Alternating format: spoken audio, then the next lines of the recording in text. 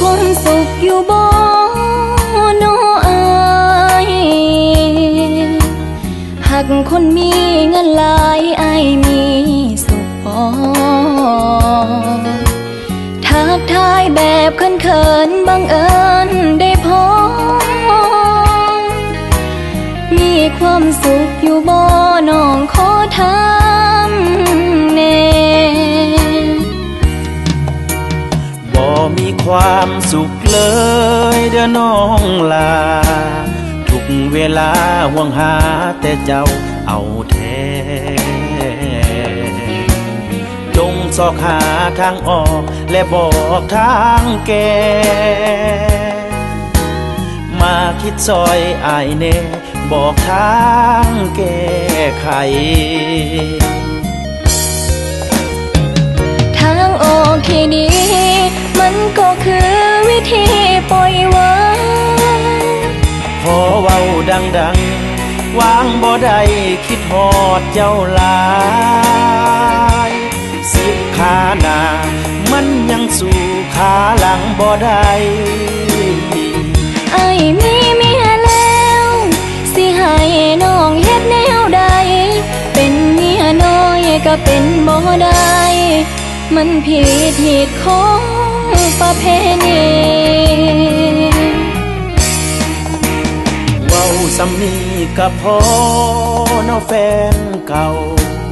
หลายคนแนมเบิ่งเฮาแล้วมันบ่ดีย่านเขาคิดเลียงลัดว่านัดกันอีหลีแต่ความจริงมื้อนี้พบกันด้วยความบังเอิญก่อนจากขอย่องเขินย่องอีหยังน้อว่าสู้เพิ่นคนเก่าบ่ได้ดอกนาโอ้ยจังแม่นปากหวานแท้น้อ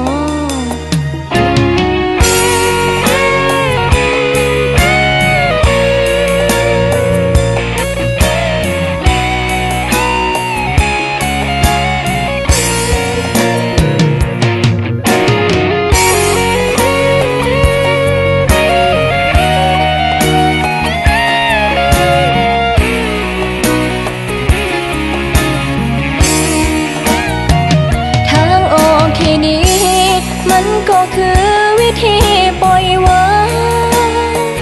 พอเว้าดังๆวางบ่ได้คิดฮอดเจ้าหลายสิบขาหน้า